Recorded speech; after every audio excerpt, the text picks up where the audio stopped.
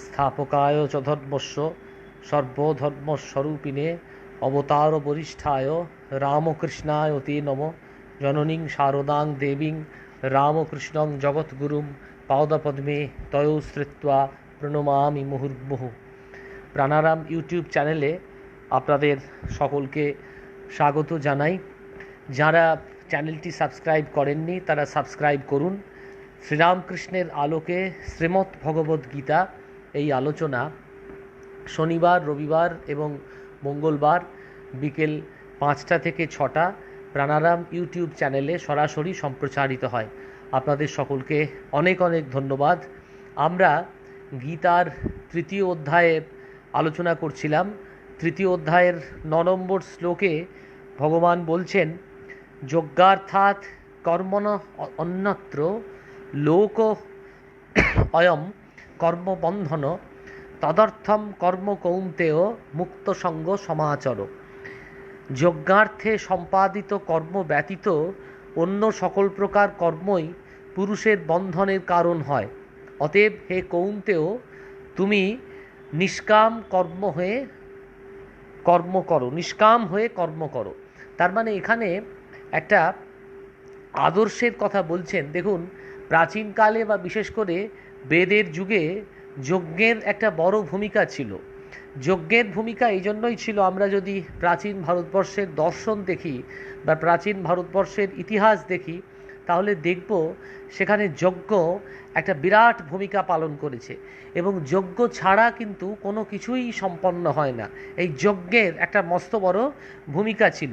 এখানে ভগবান বলছেন যে যজ্ঞার্থে সম্পাদিত কর্ম, অর্থাৎ আমরা যে কর্মটা যজ্ঞের জন্য করছি, অর্থাৎ দেবতার উদ্দেশ্যে আহুতি প্রদান ভিন্ন অন্য যে কর্মগুলো করা হয় সেই সব কর্মগুলো হচ্ছে আসক্তি, মানে সেগুলো সব হচ্ছে রিলেটেড টু অ্যাটাচমেন্ট।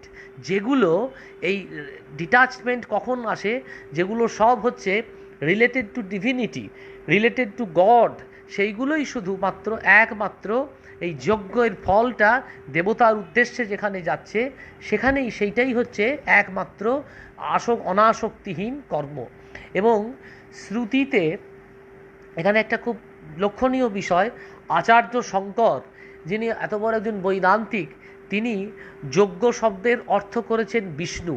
এটা একটা বিরাট অর্থ করেছেন, কারণ আমরা জানি যে দেখুন, 3টে হচ্ছে আমাদের দেবতা, একজন হচ্ছেন ব্রহ্মা, আরেকজন হচ্ছেন বিষ্ণু, আরেকজন হচ্ছেন মহেশ্বর। ব্রহ্মা আমাদের জগতের সৃষ্টিকর্তা, বিষ্ণু হচ্ছেন পালনকর্তা, আর যা কিছু সংহার এগুলো সব হচ্ছেন মহাদেবের অধীনে পড়ে। কাজেই এই যে বিষ্ণু হচ্ছেন সব কিছুর পালনকর্তা, সব কিছুকে পালন করছেন বিষ্ণু এবং সমস্ত কিছুই বিষ্ণুর অধীন। বিষ্ণু ছাড়া আর কোনো কিছু কিন্তু পালিত হয় না। সেই জন্য আচার্য শঙ্কর এই যজ্ঞ শব্দের অর্থ করেছেন বিষ্ণু। অর্থাৎ এই যে আমাদের যা পালন, আমাদের যা সব কিছু, সেই সবগুলো হচ্ছে বিষ্ণুর অধীন। এবং শ্রুতিতে বিষ্ণুকে যজ্ঞ বলা হয়েছে। বিষ্ণুই হচ্ছেন স্বয়ং যজ্ঞ, যজ্ঞ বৈ বিষ্ণু। এখানে যজ্ঞ শব্দের বিষ্ণু বা ঈশ্বর অর্থ করা হয়েছে। ঈশ্বরের উদ্দেশ্যে বা ঈশ্বরের আরাধনার্থে অথবা ঈশ্বরের প্রীতি কামনায় কৃতকর্মই হচ্ছে যজ্ঞ। তাই তো আজকালকার দিনেও, বর্তমানকালেও যজ্ঞ বা হোম বলতে আমরা বুঝি কি, ঈশ্বরের প্রীতি কামনায় যেটা করা হয় সেটাই হচ্ছে যজ্ঞ। কারণ ঈশ্বর আমার প্রতি প্রীত হচ্ছেন।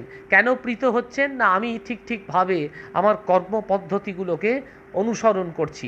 এবং এখানে ভগবান শ্রীকৃষ্ণ বললেন যে যজ্ঞ অর্থে বেদের সকাম ক্রিয়া কর্ম বোঝানো শ্রী ভগবানের উদ্দেশ্য নয়, কারণ শ্রী ভগবান সর্বত্রই নিষ্কাম কর্মযোগের কথা বলেছেন। এবং এইটাই হচ্ছে উদ্দেশ্য, কৃষ্ণের উদ্দেশ্য হচ্ছে এইটা, যে তুমি সব কিছু, ওই বারবার অর্জুনকে বলছেন যে সব কিছু তুমি ওই ভগবানকে সামনে রেখে তুমি সমস্ত কর্ম করো। এবং যোগ শব্দের একটা অর্থ আমি আগের দিন বলেছিলাম, এটা খুবই প্রচলিত কথা, যোগ কর্মসু কৌশলম, অর্থাৎ এই যে কর্মের যে কৌশল সেটাই হচ্ছে যোগ। তেমনি কর্ম সাধন করার কৌশলটির নামও হচ্ছে যজ্ঞ। কর্মর নাম যদি যোগ হয় তাহলে কর্ম সাধন করার যে পদ্ধতি সেটাও কিন্তু যোগ বলা যেতে পারে। এবং বেদান্ত রত্ন হীরেন্দ্রনাথ দত্ত তিনি গীতোক্ত যজ্ঞের অর্থ প্রসঙ্গে বলেছেন, যজ্ঞর মর্মভাব হচ্ছে ত্যাগ, অতএব যজ্ঞার্থে কর্ম করার এরকম অর্থও অসঙ্গত নয় যে ত্যাগের ভাবে কর্মানুষ্ঠান করা। যজ্ঞের অর্থ তো ত্যাগ বটেই, তার কারণ যারা সন্ন্যাসী হন তারা ওই ব্রহ্মচর্য পালনের পরে একটা বিরজা হোম করেন এবং সেই বিরজা হোমে সমস্ত কিছু বিসর্জন দেন, এমনকি তাদের নিজেদের শ্রাদ্ধও নিজেকে করতে হয় এবং বিরজা হোম করে তারপর তারা সন্ন্যাসী হন। তারা এই কাজেই এইটা যজ্ঞে সব কিছু তারা সমর্পণ করছেন। সেই দিক থেকে যজ্ঞ একটা বিরাট ত্যাগ, এবং যজ্ঞের এই যে ত্যাগের ভাবে কর্মানুষ্ঠান করা, সেই যে বেদান্তের কথা তেন তক্তেন ভুঞ্জিথা, আমাদের আদর্শটাই হচ্ছে ত্যাগ, এবং ত্যাগের মাধ্যমে যদি আমরা সব কিছুকে গ্রহণ করি সেইটি হচ্ছে আমাদের জীবনের আদর্শ। এইটি কিন্তু আমাদের একটা ভারতবর্ষের বিরাট দর্শন, যেটা শ্রীমদ্ ভগবদ্ গীতায় কিন্তু বলেছেন। এবং দেখুন, কালকে আমাদের গুরু পূর্ণিমার প্রাক্কালে আমরা অবস্থান করছি, এবং এটাকে বলা হয় ব্যাস পূর্ণিমা। ব্যাসদেব কিন্তু দেখুন এত বড় একজন বিরাট সব কিছু, কিন্তু সমস্ত ছেড়ে দিয়ে ওই ধর্ম অর্থ কাম সব ছেড়ে দিয়ে ব্যাসদেব কিন্তু একবারে মোক্ষের দিকে চলে গেলেন।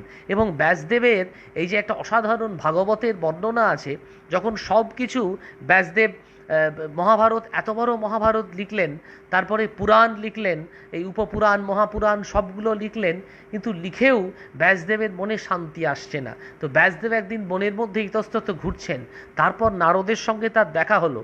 নারদকে প্রশ্ন করলেন যে আমি এত বড় একটা বই লিখলাম, যে বইটা কেউ সারা জীবন পড়ে শেষ করতে পারে না, বা যে বইয়ের লেখা এখনও চলছে সেই বইয়ের মতন বই লিখেও আমার মনের মধ্যে শান্তি আসছে না, বা আমি এত বড় একটা পুরাণ শাস্ত্র লিখলাম, সেটা লিখেও আমার মনের মধ্যে কোনো শান্তি আসছে না। আসলে ব্যাস একজন ব্যক্তি নন, ব্যাস হচ্ছেন পরম্পরা। ব্যাসের লেখা আপনার মনের মধ্যে এত অশান্তি, সেই জন্য একেবারে মেন্টাল পিসটা, কমপ্লিট মেন্টাল পিস আপনার আসছে না। কাজেই আপনি কমপ্লিট মেন্টাল পিস যদি আনতে চান, একবারে পিওর ভগবতের কথা বলুন, কৃষ্ণের কথা বলুন, তারপরে ভগবত কথা তিনি লিখলেন। কাজে এইখানে এইটাই হচ্ছে আসল কথা, যে যজ্ঞের জন্য যে কর্মটা সেইটাই হচ্ছে আসল কর্ম, আর যজ্ঞ ভিন্ন যে কর্ম সেটা কিন্তু আসল কর্ম নয়। এবং এই প্রসঙ্গে মাস্টারমশাইয়ের সঙ্গে কথা হচ্ছে, ভক্তগণের অনুকীর্তন শেষ হলে শ্রীম বলছেন ভক্তদের প্রতি, আহা কী সব কথা, ব্রহ্মা তন্ময় হয়ে দেখলেন অখিল জগৎ কৃষ্ণময়। এইটাই, এই যে ব্রহ্মা তিনি নিজেই স্বয়ং ঈশ্বর, তিনি দেখলেন অখিল জগৎটা হচ্ছে কৃষ্ণময়। ঠাকুরও দেখেছিলেন মাই সমস্ত জগৎ হয়ে রয়েছেন। এই যে অদ্বৈতভাবে জগৎকে দেখা, এইটাই কৃষ্ণ কিন্তু এই মেসেজটাই দিলেন অর্জুনকে, যে দেখো এই জগৎ সংসারে আমি আর কিচ্ছু নই, আমি জগৎ সংসারে অন্য আর কিচ্ছু নয়, সবের মধ্যে ঠাকুর আছেন। এখন আমরা আমাদের এই জীবনকে কি করে, আমাদের যে হিউম্যান লাইফ, আমাদের মনুষ্য জীবন, সেই জীবনটাকে আমরা কি করে একটা বৃহত্তর জীবনে পরিণত করতে পারি, সেটা আমি একজনকে প্রশ্ন করেছিলাম, এক মহারাজকে, যে আমরা এই যে অপরের প্রতি অসূয়া, অপরের প্রতি হিংসা, অপরের প্রতি লোভ, অপরের প্রতি লালসা, এইটা কি করে দূর করতে পারি। আপনারা সেটা খুব সহজে ত্যাগ করতে পারেন, কিন্তু আমরা যারা সংসারী তারা ত্যাগ করতে পারি না কেন? তখন উনি আমায় উত্তরে একটা চমৎকার কথা বলেছিলেন, যে দেখো আমরা সকলের মধ্যে ঠাকুরকে দেখি, সব মধ্যে ঠাকুর। তুমি যখন বাড়িতে থাকবে, তোমার বাবা মার মধ্যে ভাববে ঠাকুর আছেন, তোমার পরিজনের মধ্যে ভাববে ঠাকুর আছেন, স্ত্রীর মধ্যে ভাববে ঠাকুর আছেন, প্রেমিকের মধ্যে ভাববে ঠাকুর আছেন, প্রেমিকার মধ্যে ভাববে ঠাকুর আছে, সর্বত্র ঠাকুরের অস্তিত্ব। সেইটি কিন্তু একটা বৃহত্তর জীবনের পথে, অগ্রসরের পথে আমাদের সাহায্য করবে। এইটাই শ্রীরামকৃষ্ণ বলছেন, ঠাকুর দেখেছিলেন মাই সমস্ত জগৎ হয়ে রয়েছেন। ঠাকুর বলতেন শিব ধ্যানে পরব্রহ্মকে দেখে সমাধিস্থ। একটু ব্যথিত হয়ে দেখতে পেলেন ওই পরব্রহ্মই জীব জগৎ হয়ে আছেন, তখন বিস্ময়ানন্দে নৃত্য করতেন। চৈতন্য স্বরূপ ভগবান এই বিশ্বরূপে বিরাজিত। সেইটি শ্রীকৃষ্ণ এখানে বললেন, নাম রূপের ক্ষুদ্র আবরণে চৈতন্যের ছড়াছড়ি। মাস্টারমশাই বলছেন চৈতন্যের হাট বাজার। দেখুন, আমরা হাট বাজারে জিনিসপত্র কিনতে যাই, তরি তরকারি, আলু পটল, মাছ শাক সবজি সব কিনতে যাই, কিন্তু মাস্টারমশাই বলছেন শ্রীরামকৃষ্ণ এসে একেবারে চৈতন্যের হাট বাজার বসিয়ে দিলেন। সব জায়গায় চৈতন্য। ওই যে শ্রীরামকৃষ্ণ কাশীপুর উদ্যান বাটিতে ঠাকুর আশীর্বাদ করেছিলেন 1886 সালের 1 জানুয়ারি, যে সকলের চৈতন্য হোক। এই যে মেসেজ, ঠাকুরের যে আশীর্বাদ সকলের চৈতন্য হোক, সেটা কিন্তু এখনও চলছে। দেখবেন, আমি কাশীপুর উদ্যানবাটিতে গিয়ে ওই ঠাকুর শেষের মানে কল্পতরু হওয়ার আগে ঠাকুর যে ঘরে ছিলেন সেই ঘরটাতে ঢুকলেই আপনার মনে একটা অন্যরকম অনুভূতি হবে, কারণ শ্রীরামকৃষ্ণ এখনও সেই ঘরে আছেন। আর চৈতন্যের হাট বাজার বসাতে শ্রীরামকৃষ্ণ এসছেন। সর্বং বিষ্ণুময়ং জগৎ, সর্বং খলু ইদং ব্রহ্ম। সবই হচ্ছেন বিষ্ণুময়, সবই হচ্ছেন বিষ্ণুর দ্বারা ব্যক্ত, আর সবই হচ্ছে ব্রহ্মের দ্বারা ব্যক্ত। ঠাকুর বলেছিলেন এখানে এলে গেলেই হবে, কি হবে এই কথা বললেন, ব্রহ্মা মুক্তি, সংসার পাশ থেকে মুক্তি, এ আর কি বড় কথা। ঈশ্বরে অহৈত কি ভক্তি লাভ হয় অবতারের সঙ্গ দ্বারা। ভক্তগণ মুক্তি চায় না, ভক্তি চায়। এটাই হচ্ছে আসল কথা। এইটাই কৃষ্ণ কিন্তু বোঝাতে লাগলেন যে দেখো, তুমি আর সত্যযুগে নেই, কারণ সত্যযুগে পাপ তোমার শরীরে স্পর্শ করেনি। তারপর যত দিন যাচ্ছে পাপের পরিমাণ কিন্তু আস্তে আস্তে বাড়ছে। তুমিও বাড়ছো, তোমার পাপের পরিমাণও বাড়ছে, আমিও বাড়ছি, আমার মধ্যে লোভও বাড়ছে, আমার মধ্যে হিংসাও বাড়ছে, আমার মধ্যে হানাহানিও বাড়ছে, সব কিছু একসঙ্গে পাল্লা দিয়ে বাড়ছে। কাজেই যারা কলিযুগের মানুষ তারা কিন্তু মুক্তি চায় না, তারা কিন্তু ভক্তি চায়।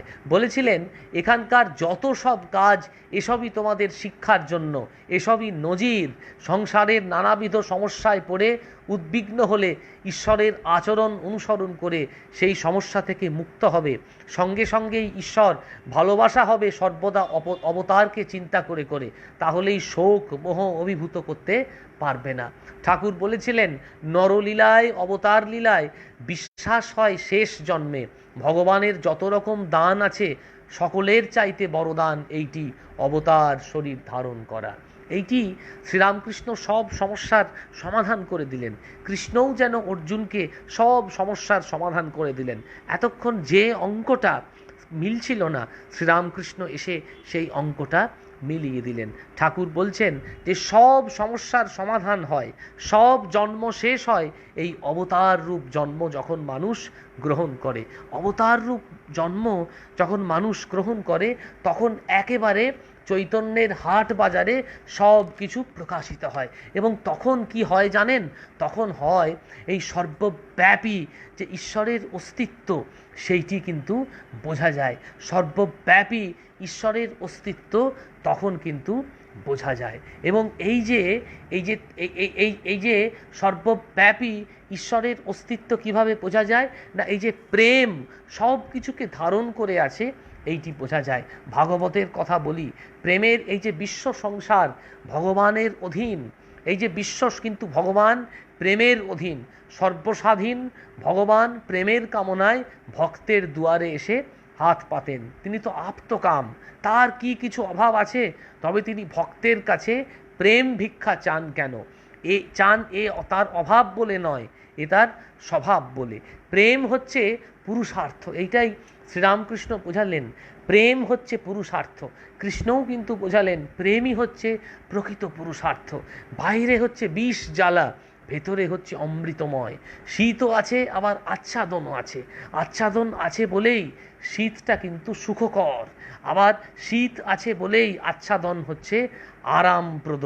তেমনি মিলনের আকাঙ্ক্ষায় বিরহ হচ্ছে আনন্দময়, আবার বিরহের উৎকণ্ঠায় মিলনও হচ্ছে আনন্দময়। এবং এখানে 4 রকমের প্রেমের কথা আমাদের শাস্ত্র বলছে। এক রকমের প্রেম হচ্ছে একাঙ্গী প্রেম, তার মানে একদিক জলের কিচ্ছু এসে যায় না, কিন্তু হাঁসের বিচরণ স্থান হচ্ছে জল, এটা হচ্ছে একাঙ্গী প্রেম। আরেক রকম প্রেম আছে, তার নাম হচ্ছে সাধারণী প্রেম, যারা শুধু নিজের সুখ চায়।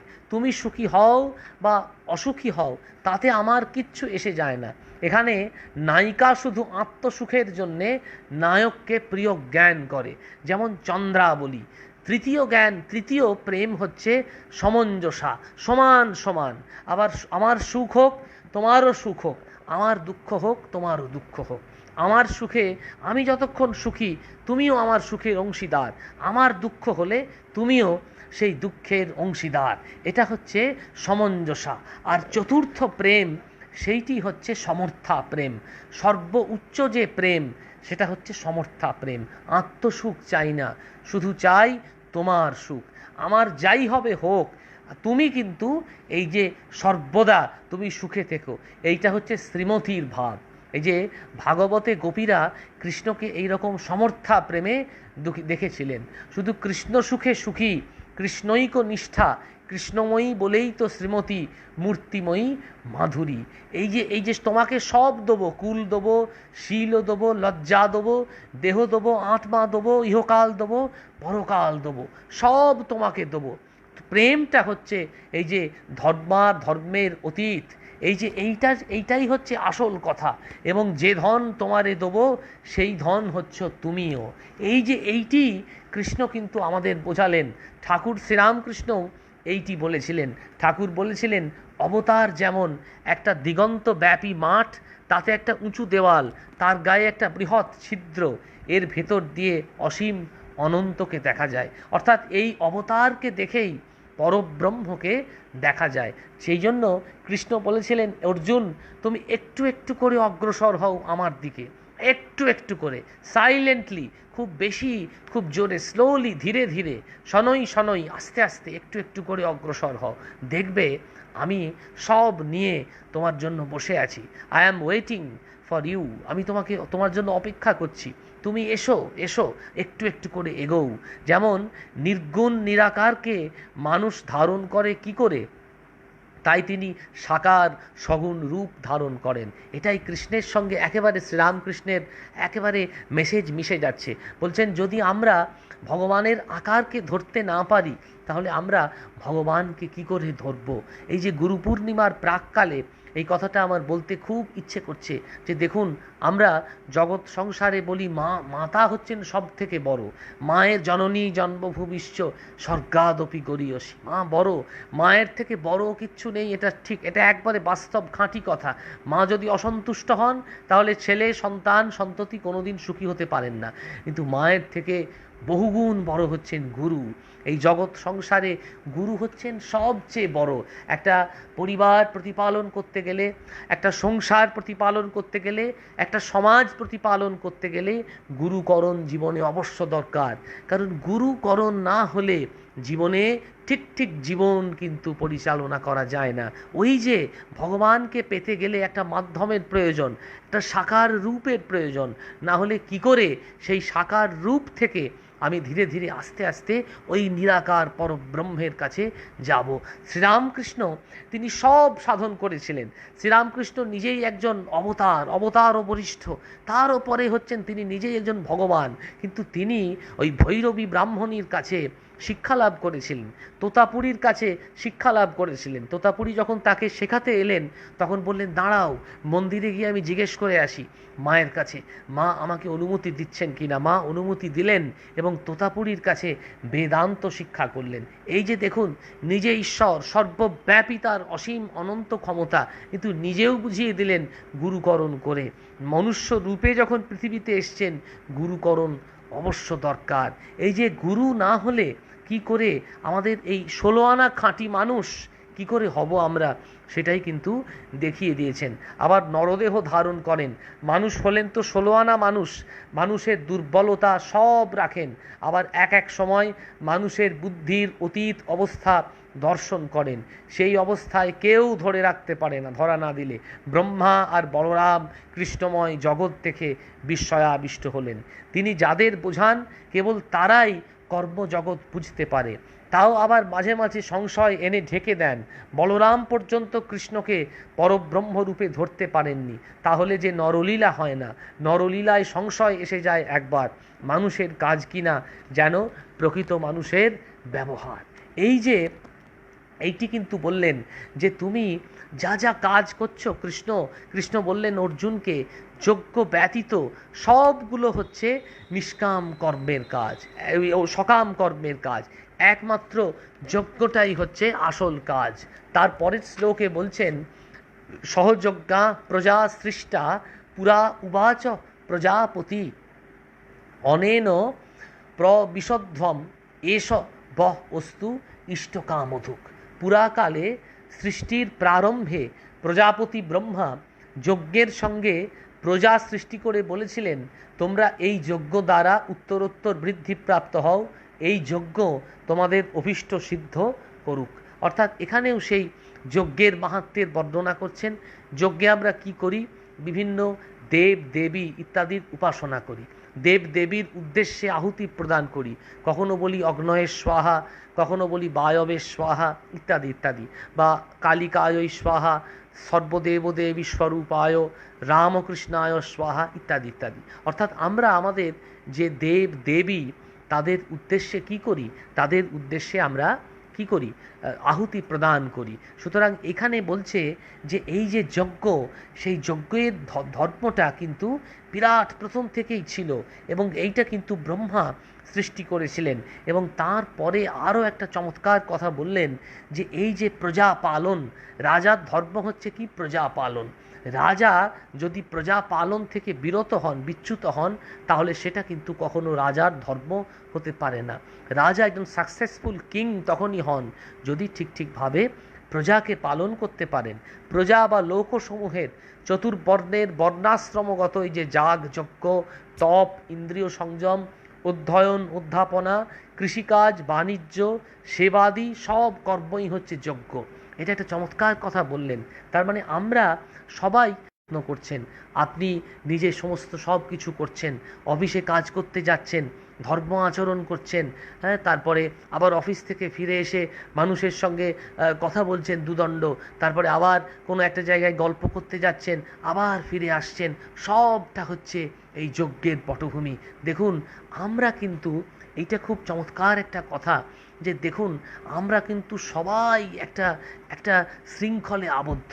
সে আপনি ঈশ্বর মানুন আর ঈশ্বর নাই বা মানুন, সে আপনি ঠাকুরের আদর্শে বিশ্বাসী হলেন আর ঠাকুরের আদর্শে বিশ্বাসী নাই বা হলেন, সবাই কিন্তু আমরা একটা শৃঙ্খলে আবদ্ধ। দেখুন, আমরা সবাই সংবিধান সংবিধান বলে চিৎকার করি, কনস্টিটিউশন কনস্টিটিউশন এই বলে আমরা চিৎকার করি, কিন্তু আমরা সবাই কিন্তু জীবনের একটা সংবিধানে সবাই বদ্ধ, জীবনের কনস্টিটিউশনে আমরা সবাই বদ্ধ, এবং আমরা সেই কনস্টিটিউশনটা নিজেরাই তৈরি করি। যেমন ধরুন, আপনি একদিন বাড়িতে খুব দেরি করে ফিরলেন, তখন আপনার মনে একটা সংশয় হলো যে বাবা মা অপেক্ষা করছেন, হয়তো কাছের মানুষ অপেক্ষা করছেন, আমার হয়তো দেরি হয়ে গেল, বা একটা জায়গায় কথা দিলেন, সেখানে কথা রাখতে পারলেন না, বা কোনো একটা জায়গায় যাওয়ার কথা ছিল সেটা আপনি যেতে পারলেন না, বা কাউকে হয়তো ঠিক জায়গায় ঠিক অনুভূতি প্রকাশ করতে পারলেন না। সবগুলো জায়গায় আমরা আমাদের সংবিধানের দ্বারা বদ্ধ। শ্রীরামকৃষ্ণ এসে কিন্তু এই আমাদের জীবনের সংবিধানটা রচনা করে দিয়েছিলেন। বি.আর. আম্বেদকর দেশের সংবিধান রচনা করেছিলেন, সেটা ঠিক, কিন্তু আমরা আমাদের জীবনের যে সংবিধান, সেই সংবিধানটা কিন্তু আমাদের অন্তরে সবাই লালন করে চলেছি, সবাই প্রতিপালন করে চলেছি। আমি যদি খুব রাত্রিরে আপনার বাড়িতে গিয়ে ঠক করে কড়া নাড়ি, তখন সেটা সংবিধান বিরোধী কাজ হবে, বা আমি যদি আপনাকে কোনো খারাপ কথা প্রয়োগ করি, তাহলে আপনি বলবেন এটা একটা অসাংবিধানিক কথা, এটা কনস্টিটিউশনে নেই, এরকম শব্দ তুমি প্রয়োগ করলে বা আপনি প্রয়োগ করলেন। তাহলে আমরা সবাই সংবিধান মেনে চলি, সে আমরা ঠাকুরে বিশ্বাসী হই আর ঠাকুরে বিশ্বাসী নাই বা হই। শ্রীরামকৃষ্ণ কিন্তু এই জগৎটাকে, এই সংসারটাকে একটা সংবিধানে বেঁধে দিতে চেয়েছিলেন। সেই সংবিধানটা কি?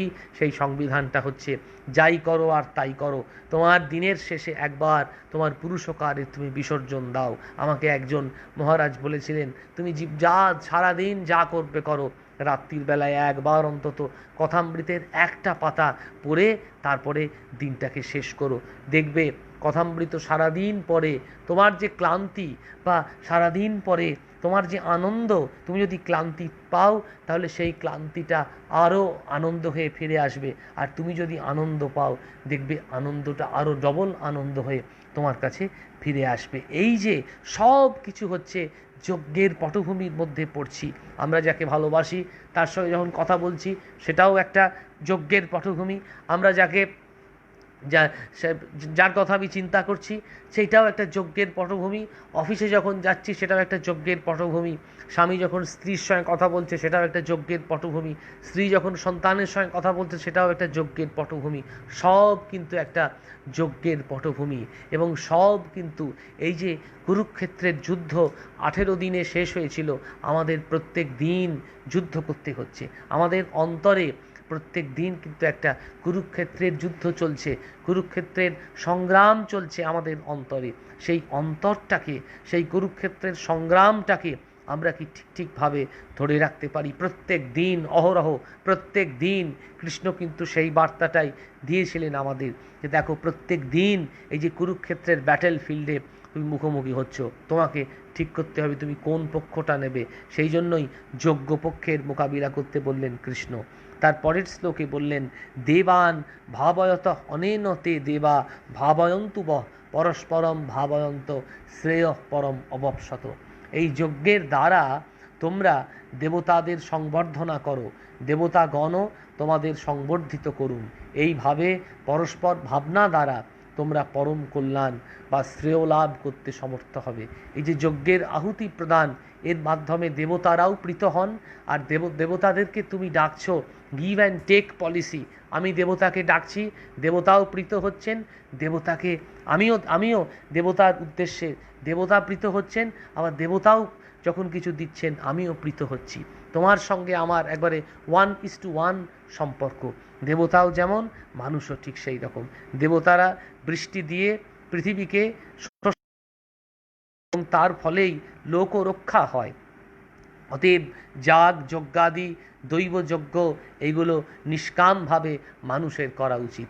এই যে যজ্ঞের একটা প্রশংসা কৃষ্ণ করলেন, যজ্ঞের যে একটা ভূমিকা কৃষ্ণ করলেন, সেই বেদাদি সাহিত্য থেকে যে যজ্ঞ চলে আসছে সেটাই হচ্ছে আসল কথা। যজ্ঞের প্রশংসাই কিন্তু করলেন। এবং পরবর্তীকালে মাস্টারমশাই সেটা বলছেন, এই যে শাস্ত্রার্থ, সেটা হচ্ছে বড় শক্ত কাজ।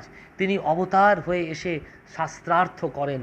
এই যে এইটি কৃষ্ণ কিন্তু একেবারে ওই যে ভগবান বেশে কিন্তু আমাদের সামনে আসেননি। অর্জুনের সামনেও ভগবান হয়ে কিন্তু কৃষ্ণ আসেননি। কৃষ্ণ এসছেন একেবারে সাধারণ নররূপে, মানুষ হয়ে তিনি এসছেন। যেমন এসেছিলেন শ্রীরামকৃষ্ণ, তা না হইলে সব সিল্ড বুকস হয়ে পড়ে থাকে। এই যে অবোধগম্য গ্রন্থাবলী, এই যে জীবনের একটা দিক, যেমন ধরুন একটা দিক, একটা ঘর অনেক দিন অন্ধকারে আলোকিত, ঠাকুরের গল্পে আছে। আপনি ঘরে ঢুকে দেশলাই জ্বালালেন, মোমবাতি জ্বালালেন, আর ঘরটা একেবারে আলোকিত হয়ে গেল।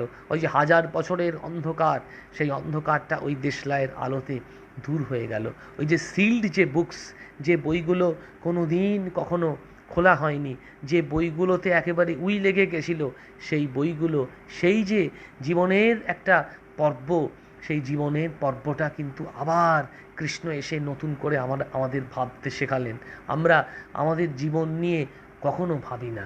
আমরা জীবনটা, এই জীবন যেমন করে চলছে ঠিক সেই রকমভাবেই কিন্তু আমরা চালাতে শিখি। কিন্তু আমাদের এই জীবনের কাঠগড়ায় এসে, জীবনের এই দরজায় এসে কিন্তু একজন কড়া নাড়েন এবং জীবনকে ভাবতে শেখান। যে ব্যাস পূর্ণিমার প্রাক্কালে ব্যাসদেব কিন্তু এই বার্তাটা আমাদের শিখিয়েছেন। যে বিশাল বুদ্ধি ব্যাস, তিনি কিন্তু একেবারে এসে আমাদের সামনে এই বার্তাটা দিলেন, দেখো জীবনকে উপভোগ করো। এবং জীবনের মধ্যেই যে সব কিছু জড়িত আছে, তোমার যন্ত্র, তোমার হৃদয়, তোমার হৃৎপিণ্ড, সব কিছুর মধ্যে ভগবান আছেন। এবং অন্তরে অন্তঃস্থলে তুমি যদি তাকে ধরতে পারো, জীবনটা একবারে পরিষ্কার হয়ে যাবে এবং জীবনটাকে প্রত্যেক পদক্ষেপে তুমি অনুভব করো। এবং একজন মানুষ, একজন ব্রহ্মচারী মহারাজ, যিনি শ্রীরামকৃষ্ণের ডাকে একবারে ছিলেন চিকাগোতে, তিনি চলে এসছেন একবারে কলকাতায়। দেখুন, একটি ডাক, সেটা হলো শ্রীরামকৃষ্ণের অদৃশ্য ডাক। সেটা কিন্তু কোনো ফেসবুকের ডাক নয়, সেটা কোনো হোয়াটসঅ্যাপের ডাক নয়, সেটা কোনো ফোনের ডাক নয়, সেটা অদৃশ্য। ওই যে পুতরা কি কোথায় আছিস, চলে আয়। সেই চিকাগোতে ছিলেন, সুদূর চিকাগো, যেখানে স্বামীজি বক্তৃতা করেছিলেন, brothers and sisters of America.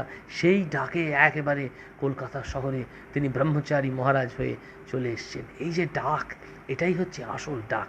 এই যে সিল্ড বুকসগুলো আমাদের সিল্ড বুক হয়ে পড়ে থাকতো, অবোধগম্য গ্রন্থাবলী হয়ে পড়ে থাকে। পণ্ডিতদের অর্থ কদর্থ হয়, কেবল পাণ্ডিত্যের কর্ম নয় শাস্ত্রার্থ করা।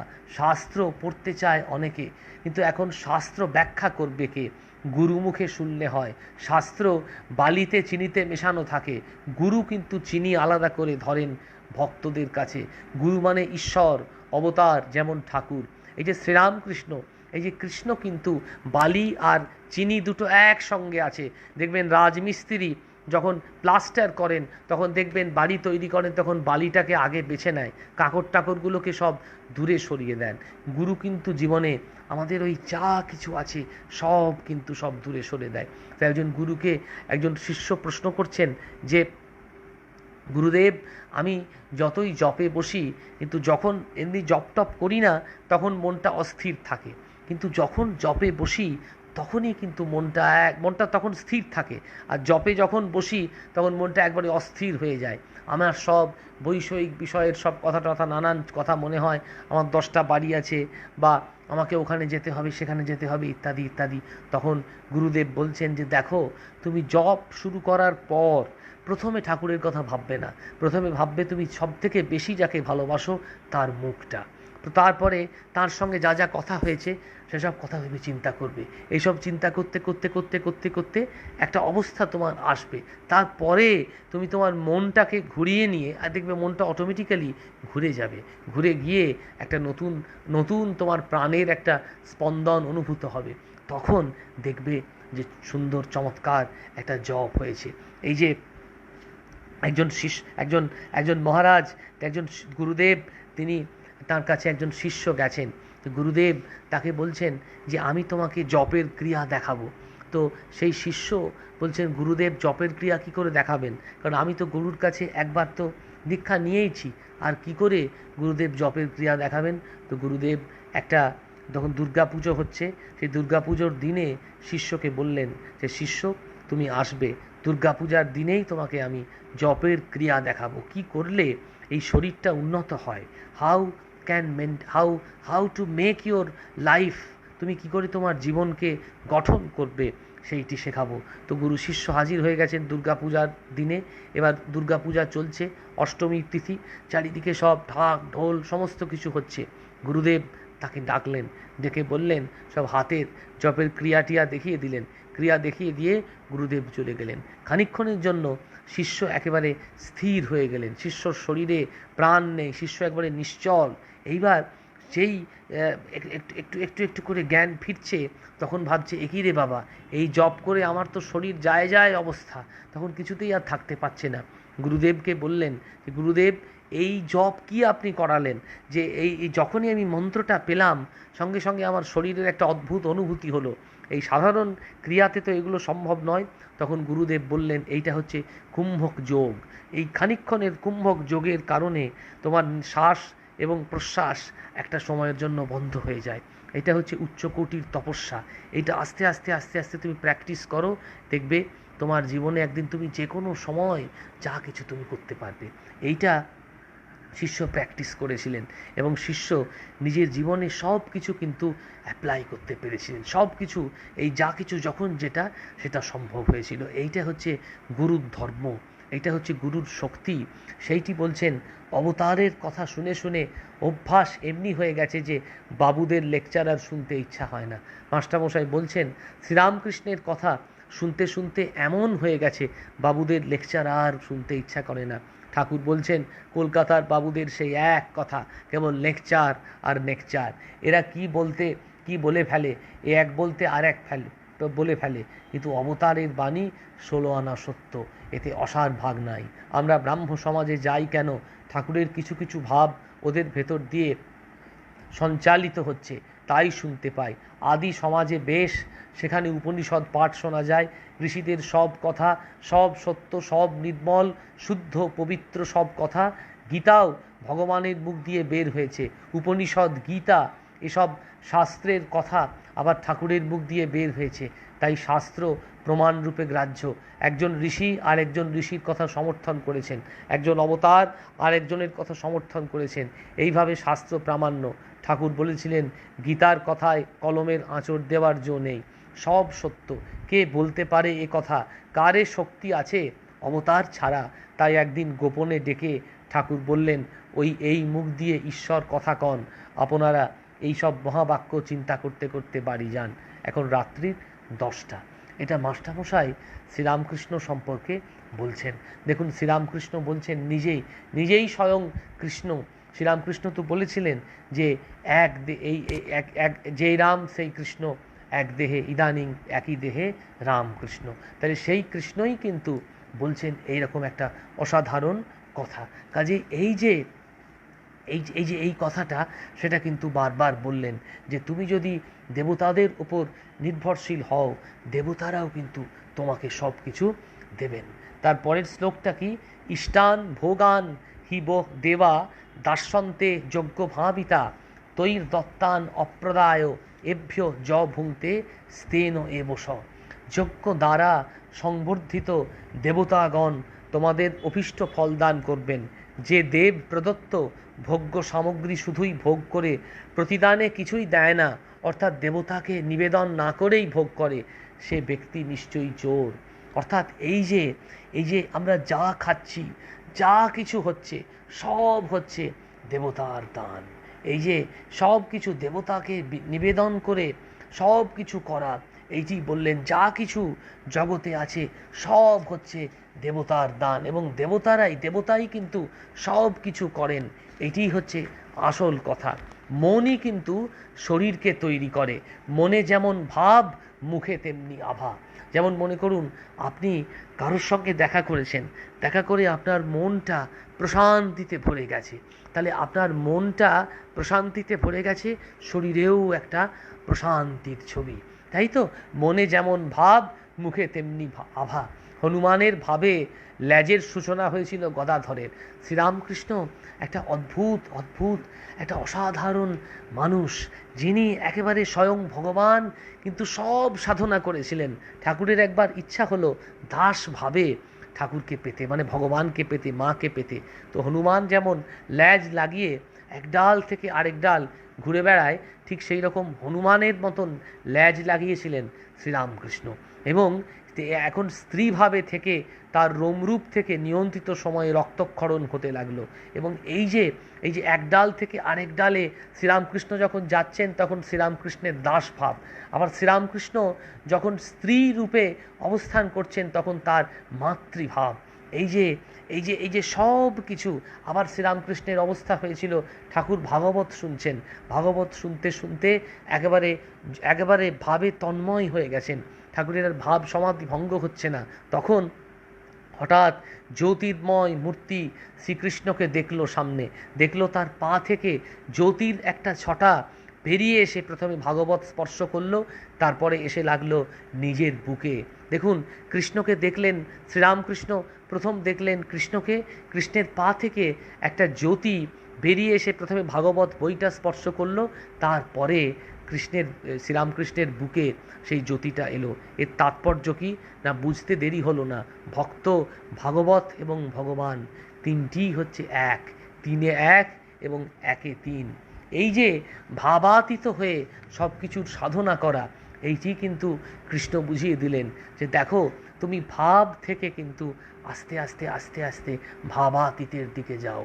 সেই জন্য স্বামীজি ঠাকুরের আরাত্রিক ভজনে গেয়েছিলেন, নমো নমো প্রভু বাক্য মনাতীত মনোবচনৈকা ধার।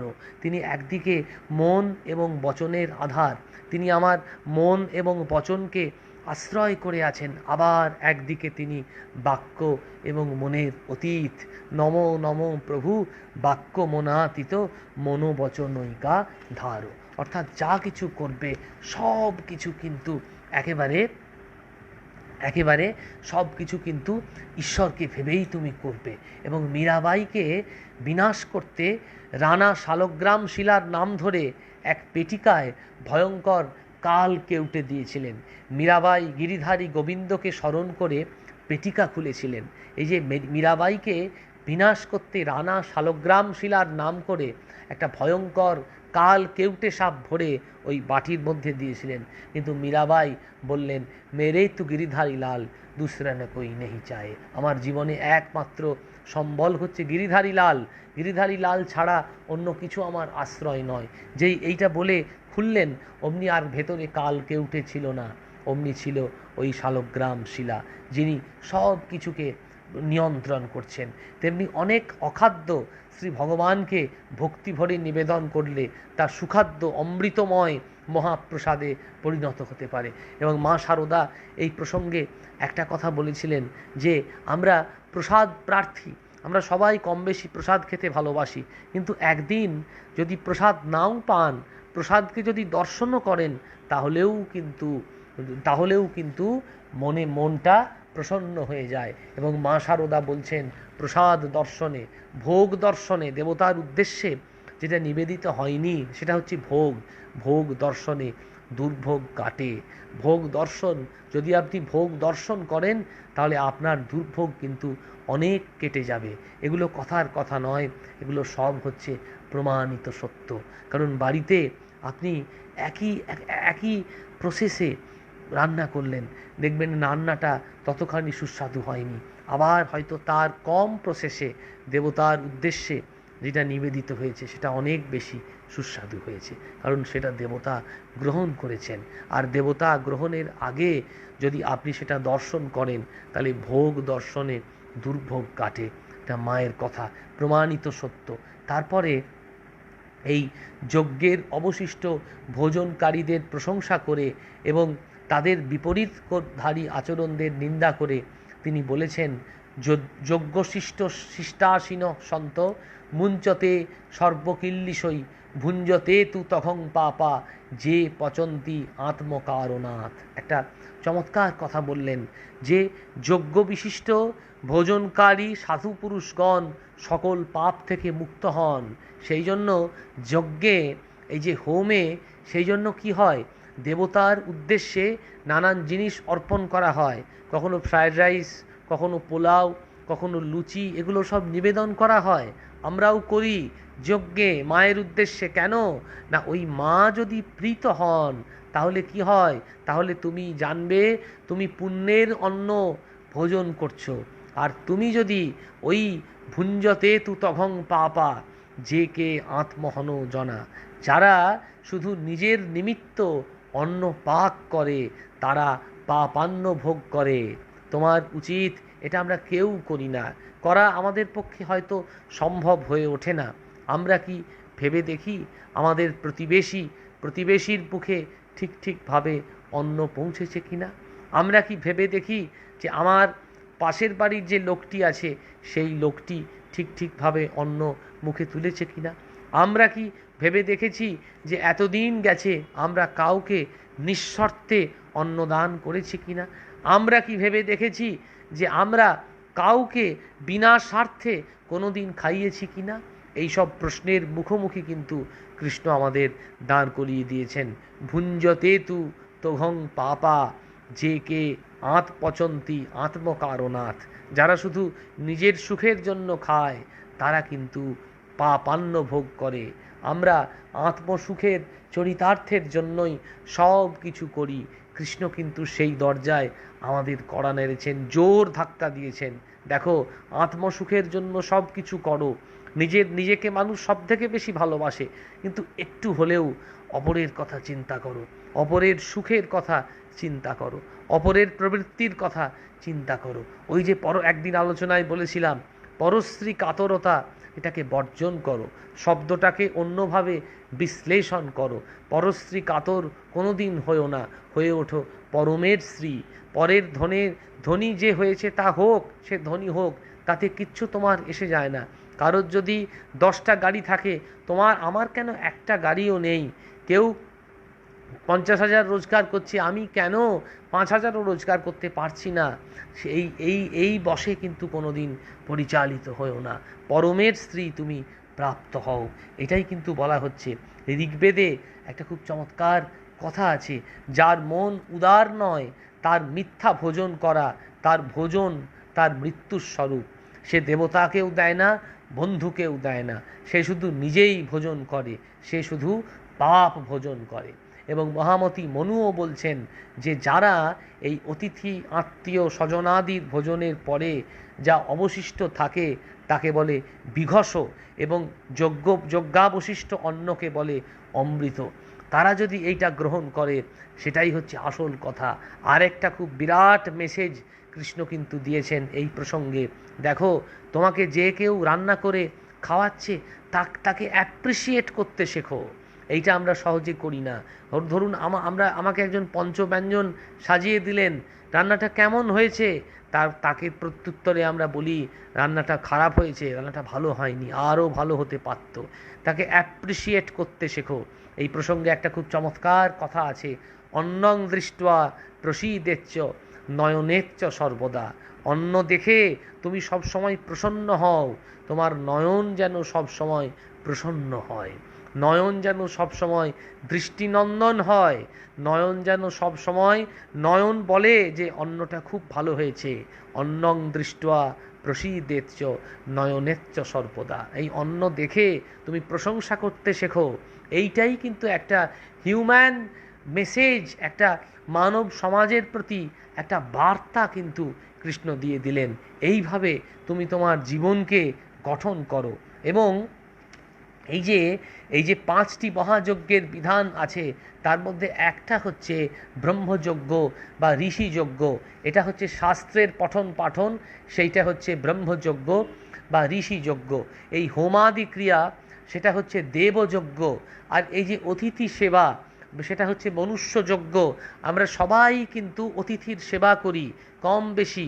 বাড়িতে যদি আমি আপনার বাড়িতে যাই, তাহলে আপনারা আমাকে গ্রহণ করবেন বা আপনি আমাকে গ্রহণ করবেন। এই দিক থেকে কিন্তু আমরা সবাই এগিয়ে। এই যে অতিথি যজ্ঞ, এটা একটা অতিথি সেবা, এটা হচ্ছে মনুষ্যযজ্ঞ। শ্রাদ্ধ তর্পণ, এইগুলো হচ্ছে পিতৃযজ্ঞ। এই যে দেখুন, আমাদের তর্পণের মন্ত্রে আছে যে আমরা ওই মহালয়ার দিনে তর্পণ করি, শুধু আমাদের পিতৃপুরুষের উদ্দেশ্যে নয়, যারা এই ত্রিভুবনে আছে, যাদের কেউ নেই, তাদের উদ্দেশ্যেও কিন্তু আমরা তর্পণ করি, তাদের উদ্দেশ্যেও কিন্তু আমরা জল নিবেদন করি।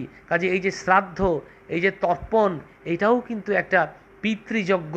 এবং অন্যান্য জীবদের আহারাদির দান হচ্ছে ভূতযজ্ঞ। তাহলে আমরা কিন্তু দুটো যজ্ঞ করে থাকি। এই যে অতিথি সেবা যখন আমরা করি, সেইটি হচ্ছে মনুষ্যযজ্ঞ, এটাও কিন্তু একটা বড় যজ্ঞ। অতিথি সেবা আমরা করছি, সেটা মনুষ্যযজ্ঞ। আর এই যে অন্যান্য জীবদের আহারাদির দান, সেটা হচ্ছে ভূতযজ্ঞ। এই একটা পরিস্থিতি চলছে, তখন অনেক অনেক সারমেয়দের কিন্তু, অনেক রাস্তার যারা সারমেয়, তাদের কিন্তু খাইয়েছে। এই যে মানুষ এখনও কিন্তু খাওয়াচ্ছে, এটা কিন্তু একটা বিরাট দান, এটা কিন্তু একটা বিরাট কথা। এটা হচ্ছে ভূতযজ্ঞ। এবং যুধিষ্ঠির যখন স্বর্গারোহণ হচ্ছে, যুধিষ্ঠিরের সঙ্গে আর কোনো মানুষ কিন্তু যায়নি, যুধিষ্ঠিরের সঙ্গে একজন সারমেয় গিয়েছিল। যুধিষ্ঠিরের শেষ সঙ্গী হয়েছিল কি? একজন ওই চলতি ভাষায় বলতে গেলে পথের কুকুর, সেই কিন্তু যুধিষ্ঠিরের সঙ্গী হয়েছিল। এইটা হচ্ছে ভূতযজ্ঞ। সুতরাং এই যে যজ্ঞ, সেই যজ্ঞগুলোর প্রশংসা কিন্তু আমাদের শাস্ত্র করেছে। ভগবানও বলেছেন যে দেখো, তুমি যদি ঠিকভাবে এইগুলো করতে পারো, তাহলে সব কিছু একবারে ঠিক হয়ে যাবে। তারপরে একটা সৃষ্টিচক্রের কথা বলছেন, সেটা আমরা একটু পড়ি, যে অন্নাৎ ভবতি ভূতানি পর্জন্যাৎ অন্ন সম্ভব, অন্ন থেকে প্রাণী দেহ সমূহ উৎপন্ন হয়। এই যে দেখুন অন্ন, এইটা থেকেই আমরা কিন্তু মাতৃজঠরে যখন থাকি তখন কিছু না কিছু খাচ্ছি, তারপরে আমরা কি হয়, আমরা একটা এই আলোকের অন্ধকার দশা থেকে আমরা আলোকের দশায় আসছি। মেঘ থেকে কি হচ্ছে, অন্নের উৎপত্তি হচ্ছে, কারণ মেঘ হচ্ছে জমিতে বৃষ্টি হচ্ছে, সেই বৃষ্টি থেকে ধান হচ্ছে, সেই ধান থেকে আমরা খাচ্ছি। তারপরে কি হচ্ছে, যজ্ঞ থেকে মেঘ জন্মায়, যজ্ঞের আহুতি সেটা আকাশে গিয়ে পৌঁছাচ্ছে, আর যজ্ঞ কর্ম থেকে উৎপন্ন, আর কর্ম বেদ থেকে উৎপন্ন হয়েছে, এবং বেদ কি ওই পরব্রহ্ম থেকে উৎপন্ন হয়েছেন। এবং এই যে তস্মাৎ সর্বগতং ব্রহ্ম নিত্যং যজ্ঞে প্রতিষ্ঠিতম, আর ওই যে নিত্য সেটা কিন্তু সব সময় যজ্ঞে প্রতিষ্ঠিত, সেটার এই যজ্ঞের যজ্ঞ ছাড়া সেটা কিন্তু যেটা নিত্য সেটা কিন্তু সমস্ত সময় একেবারে যজ্ঞেই প্রতিষ্ঠিত। এবং একটা খুব চমৎকার কথা আছে যে এটাও কিন্তু মাস্টারমশাই বলছেন যে সেটা হচ্ছে কি, তোমার জীবনের আদর্শ কি না, জীবনের আদর্শ হচ্ছে অনাশ্রিত কর্মফলং কার্যং কর্ম করতি স সন্ন্যাসী চ যোগী য চ নিরগ্নি চ চাকরিয়।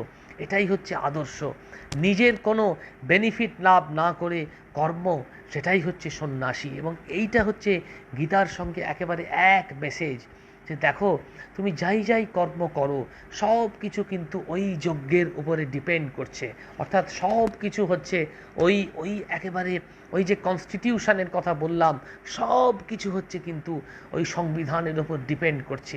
তার মানে আমরা যদি একটা বড় আকারে লিখি যজ্ঞটাই হচ্ছে আমাদের সংবিধান, তার মানে দিন রাত্রির কি যজ্ঞ করতে হবে তা নয়, যাই কর্ম করো সব হচ্ছে ওই যজ্ঞ, যজ্ঞটাই হচ্ছে কর্ম, যজ্ঞই হচ্ছে এখানে কর্ম। কৃষ্ণ কিন্তু বলেছেন যজ্ঞটাই হচ্ছে কর্ম, এবং সব কিছু যেটা করো সর্বং ব্রহ্ম নিত্যং যজ্ঞে প্রতিষ্ঠিতম। এবং এই যে দেবতা তিনি হচ্ছেন কি এই যজ্ঞে প্রতিষ্ঠিত। এবং এই প্রসঙ্গে ঠাকুর তিনি বলছেন যে একটা খুব চমৎকার কথা, যে কি করে সব কর্ম যজ্ঞে প্রতিষ্ঠিত হওয়া যায়, তার একটা প্রসঙ্গ শ্রীরামকৃষ্ণ তার আগে, এই অংশটা আমি একটু পড়ে শোনাচ্ছি। শ্রীরামকৃষ্ণ তার আগে গান গেয়েছেন, মনরে কৃষি কাজ জানো না, রামপ্রসাদের গান, এমন মানব জমিন রইল পতিত, আবাদ করলে ফলতো সোনা। তারপরে মাস্টারমশাই শ্রীরামকৃষ্ণ বলছেন, গান শুনলে কালী নামে দাউড়ে বেড়া, ফসলে তোচ রূপ হবে না, ঈশ্বরের শরণাগত হও সব পাবে, সে যে মুক্ত কেশির শক্ত বেড়া, তার কাছেতে জম ঘাসে না। শক্ত বেড়া, তাকে যদি লাভ করতে পারো সংসার অসার বলে বোধ হবে না। যে তাকে জেনেছে সে দেখে যে জীব জগৎ সে তিনিই হয়েছেন। রামপ্রসাদকে মা এসে কিন্তু বেড়া দিয়েছিলেন, বেড়া বেঁধে দিয়েছিলেন। প্রতিবেশী মহাশয়, এরূপ স্ত্রী পুরুষ তো দেখা যায় না। শ্রীরামকৃষ্ণ বলছেন আছে, অতি বিরল, বিষয়ী লোকেরা তাদের চিনতে পারে না। তবে একরূপটি হতে গেলে দুজনকেই ভাগ হওয়া চাই, দুজনেই যদি সেই ঈশ্বরানন্দ পেয়ে থাকে তাহলেই এটি সম্ভব হয়। ভগবানের বিশেষ কৃপা চাই, না হলে সর্বদা অমিল হয়। একজনকে তফাতে যেতে হয়, যদি না মিল হয় তাহলে বড় যন্ত্রণা। ভক্ত বলছেন এসব প্রতিবন্ধক আছে, আবার হয়তো ছেলেরা অবাধ্য, তারপর কত আপদ আছে, তবে মহাশয় উপায় কি? শ্রীরামকৃষ্ণ বলছেন এই যে দেখুন, ভক্ত একবারে যেন গীতার কথাটাই ঠাকুর বলছেন, যে এই যে কৃষ্ণ বললেন যজ্ঞ, কিন্তু আমাদের তো যজ্ঞ নির্ভর জীবন নয়, আমাদের জীবনটা তো যজ্ঞ থেকে কোনো কোনো সময় আলাদা হয়ে যায়। তখন ঠাকুর বলছেন সংসারে থেকে সাধন করা বড় কঠিন। প্রথমেই সামান্য বাক্যটা উচ্চারণ করলেন, সংসারে থেকে সাধন করা বড় কঠিন, অনেক ব্যাঘাত, তা আর তোমাদের বলতে হবে না। রোগ শোক দারিদ্র, ছেলে অবাধ্য মূর্খ গোয়ার, তবে উপায় আছে। এবার বলছেন উপায় আছে, মাঝে মাঝে নির্জনে গিয়ে তাকে প্রার্থনা করতে হয়, তাকে লাভ করবার জন্য চেষ্টা করতে হয়। প্রতিবেশী বাড়ি থেকে বেরিয়ে যেতে হবে, ঠিক আমাদেরই কথা। দেখুন এই শ্রীরামকৃষ্ণ শ্রীরাম কথামৃতটা পড়লে মনে হবে যেন শ্রীরামকৃষ্ণ এই এই এক্ষুনি কথা বলছেন। আমাদের মতন কেউ একজন অজ্ঞ মূর্খ মানুষ যেন ঠাকুরকে জিজ্ঞেস করছেন।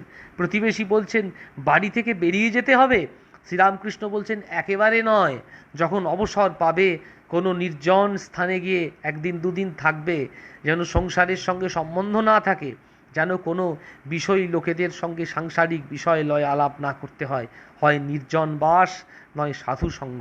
প্রতিবেশী সাধু চিনব কেমন করে? শ্রীরামকৃষ্ণ বলছেন যার মন প্রাণ অন্তরাত্মা ঈশ্বরে গত হয়েছে তিনি সাধু, যিনি কামিনী কাঞ্চন ত্যাগী তিনি সাধু, যিনি সাধু তিনি স্ত্রীলোককে ঐহিক চোখে দেখেন না, সর্বদাই তাদের অন্তরে থাকেন। সাধু সর্বদা ঈশ্বর চিন্তা করেন, ঈশ্বরীয় বই কোনো কথা কন না। প্রতিবেশী নির্জনে বরাবর থাকতে হবে। এবার শ্রীরামকৃষ্ণ বলছেন ফুটপাতের গাছ দেখেছ, যতদিন চারা ততদিন চারিদিকে বেড়া দিতে হয়, না হলে ছাগল গরুতে খেয়ে ফেলবে। গাছের গুঁড়ি মোটা হলে আর বেড়ার দরকার নাই, তখন হাতি বেঁধে দিলে গাছ ভাঙবে না। গুঁড়ি যদি করে নিতে পারো আর ভাবনা কি ভয় কি, বিবেক লাভ করবার চেষ্টা আগে করো, তেল মেখে কাঁঠাল ভাঙো, হাতে আর আঠা জড়াবে না। এবারে ঠাকুর একটা গান ধরছেন, চমৎকার গান। আয় মন বেড়াতে যাবি, কালী কল্পতরু মূলে রেমন চারি ফল কুড়ায় পাবি। অর্থাৎ ওই ধর্ম অর্থ কাম মোক্ষ। কী করে আমাদের জীবনকে আমরা যজ্ঞের পথে পরিচালিত করতে পারি। যজ্ঞ মানে হোম নয়, এখানে যজ্ঞ মানে একটা আদর্শ। প্রবৃত্তি নিবৃত্তি যায়া নিবৃত্তিরে সঙ্গে লবি, ওরে বিবেক নামে তার ব্যাটারে তত্ত্ব কথা তাই শুধাবি। বলছেন প্রবৃত্তি আর নিবৃত্তি দুটো একসঙ্গে বসবাস করছে। নিবৃত্তি এটাকে তুমি নেবে, আর বিবেক তার সন্তান, তাকে তত্ত্ব কথা বলবে। প্রথম ভার্যার সন্তানেরে দূর হতে বুঝাইবি, যদি না মানে প্রবোধ জ্ঞান সিন্ধু মাঝে ডুবাইবি।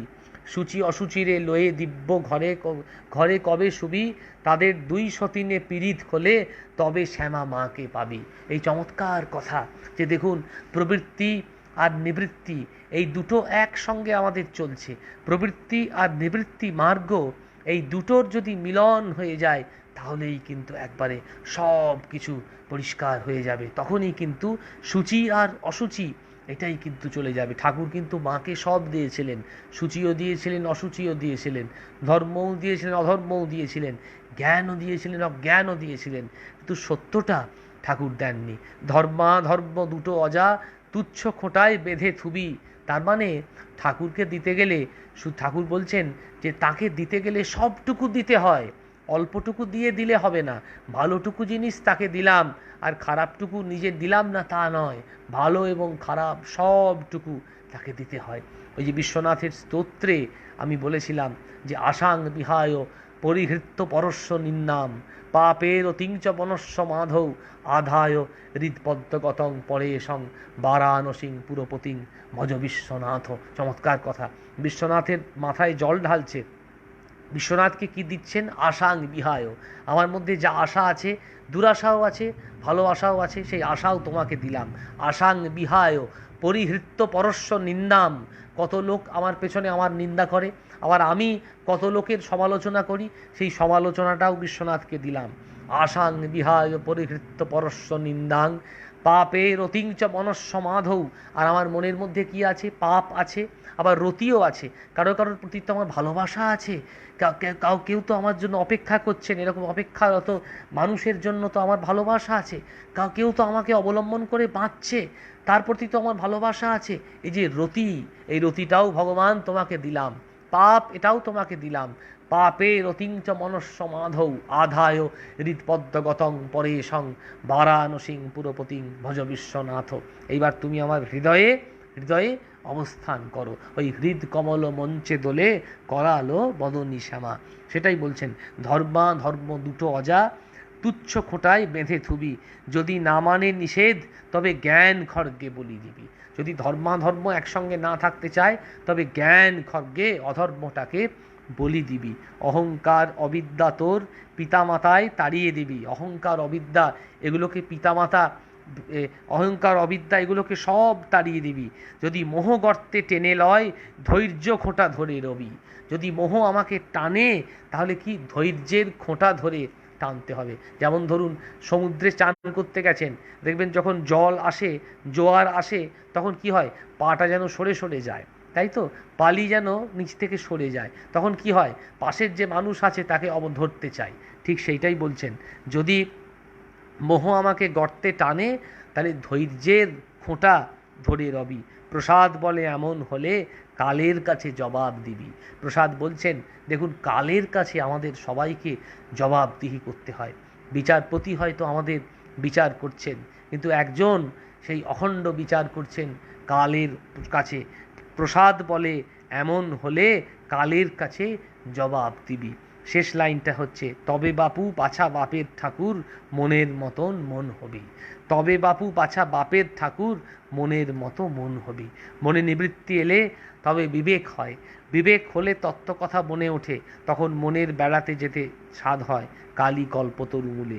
সেই গাছতলায় গেলে, ঈশ্বরের কাছে গেলে, চার ফল কুড়িয়ে পাবে, অনায়াসে পাবে, কুড়িয়ে পাবে ধর্ম, অর্থ, কাম আর মোক্ষ।